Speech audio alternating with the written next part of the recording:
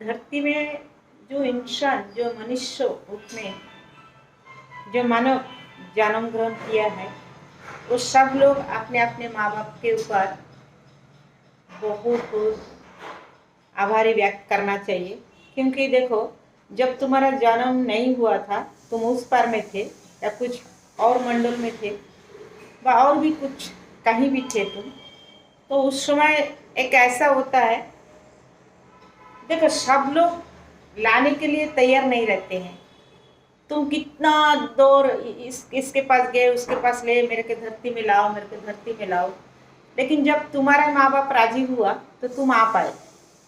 तो इसलिए देखो, बहुत लोग तुमको ठुकराया होगा, नहीं नहीं नहीं, हम नहीं ले जा सकते तुमको धरती में, नहीं मैं हम नहीं ले जा सकते तुमको धरती में। लेकिन तुम जो माँ बाप से आए हो, धरती में जब आ गए हो, तब तुम्हारा वही माँ बाप तुमको राजी हुआ था।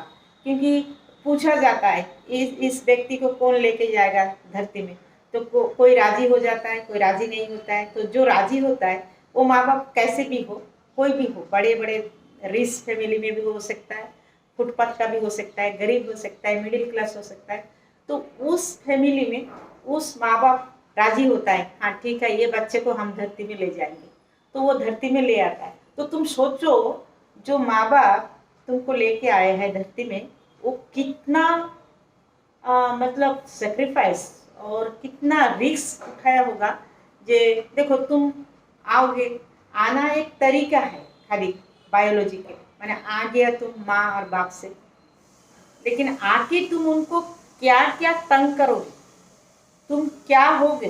तुम एक विद्वान हो सकते हो, तुम एक चोर हो सकते हो, तुम एक बहुत बड़ा साइंटिस्ट हो सकते हो, तुम प्राइम मिनिस्टर हो सकते हो, तुम राष्ट्रपति हो सकते हो, तुम एक बहुत बड़ा डांसर हो सकते हो, कुछ भी हो सकते हो, या तुम एकदम निकम्मा निठल्ला भी हो सकते हो। फिर भी माँ बाप ये चिंता नहीं करते, वो चिंता नहीं किया कि मैं ये बच्चे को ला रही हूँ, ला रहा हूँ या ला रही हूँ, तो ये दुनिया में आके क्या करेगा, मुझे देखेगा या मेरे बात सुनेगा या नहीं सुनेगा, या चोर होगा या कुछ बड़े इंसान बनेगा या क्या होगा, ये नहीं सोचते। वो राजी हो जाता है, हाँ ठीक है ये बच्चे को हम धरती में लेके आएंगे। तो लेके आते हैं। फिर तुम आने के बाद तुम्हारा कलाकृति दिखाते हो। कोई कोई व्यक्ति जो भी, अभी देखिए जो जो व्यक्ति बड़े बड़े हो जाते हैं, बड़े इंसान, बड़े साइंटिस्ट, वो माँ बाप को गर्भोन्नतित कराते हैं, गर्व करवाते हैं। जिसके बच्चे जो अच्छे डांसर हो, सिंगर हो, प्राइम मिनिस्टर हो, बिजनेसमैन हो या अच्छे हो, वो माँ बाप का नाम रोशन करते हैं। लेकिन नाम के साथ साथ उनको कितना शांति देता है ये पता नहीं है, ये वही माँ बाप को पता है। इसलिए आपको ये ध्यान देना पड़ेगा, जो आपको माँ बाप को, आप गरीब हो धनी हो इससे कोई लेना देना नहीं है। आप कितना उनको शांति देते हो, कितना उनको सुख देते हो, कितना उनको आनंद देते हो, कितना उनको टेंशन फ्री रखते हो, कितना उनके पास बैठते हो। मेन है आजकल किसी के पास टाइम ही नहीं है, जो बैठते नहीं है। आप कहीं भी जाओ, बाहर जाओ, कहीं भी जाओ, बिजनेस टूर जाओ, पहले अगर घर में माँ बाप है उनको आके पूछो, माँ तुम कैसी हो, पापा तुम कैसी हो। क्योंकि वो उनका एक उम्मीद रहता है, कम से कम तो बच्चे तो पूछेंगे हमको ये कैसी हो, खाया या नहीं खाया। छोटा सा चीज़ है, लेकिन ये चीज़ भी करने के लिए लोगों के पास टाइम नहीं है। इतना बिजी हो गया है, बिजी का इतना भागते क्यों हो गए। इतना भागने का कोई ज़रूरत नहीं है, तुम भागने से भी जाना पड़ेगा और नहीं भागने से भी जाना पड़ेगा। लेकिन ठीक है, हमको जीने के लिए कुछ करना पड़ता है, तो उसका भी लिमिट रखो, या लिमिट नहीं रखने से भी अपना टाइम दो, माँ बाप को दो, बच्चे को दो। अगर टाइम नहीं देने से बाद में बहुत खराब हो जाता है, बच्चे तो बहुत ही खराब हो जाते हैं।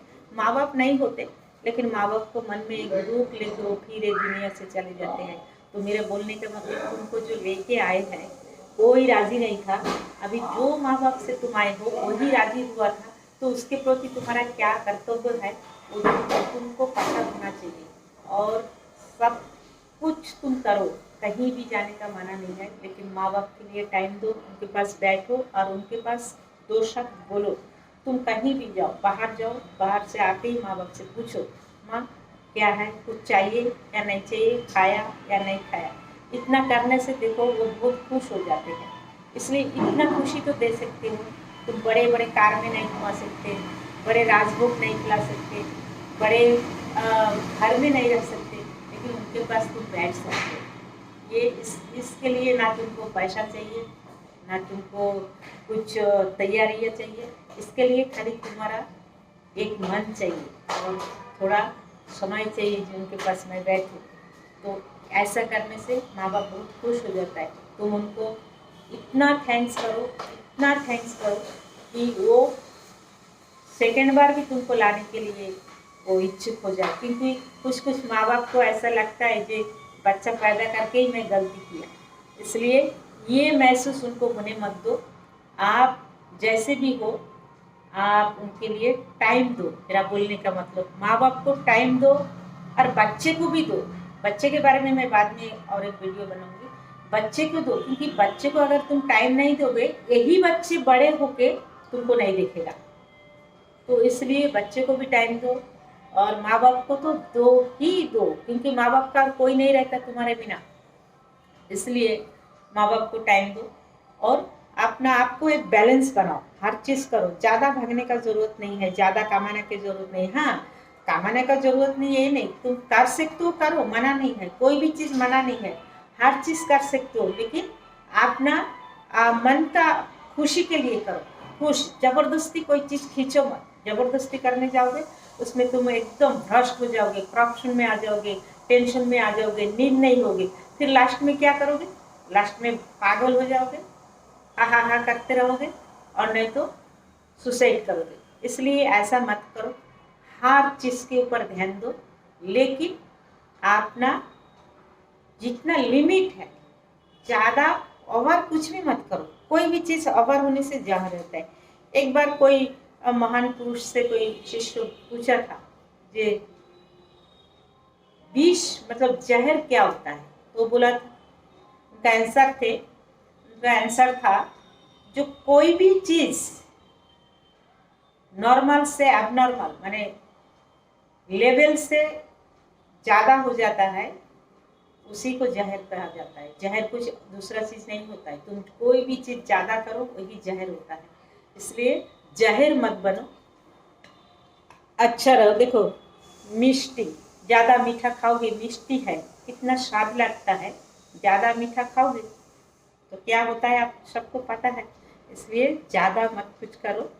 छोटा सा टाइम, छोटा सा दुनिया, छोटा सा जीवन, लेकिन समय बहुत ही है। एक करना पड़ेगा तुमको इसी जीवन में। इसलिए तुम माँ बाप को समय दो, उनके पास बैठो और बातचीत भी करो।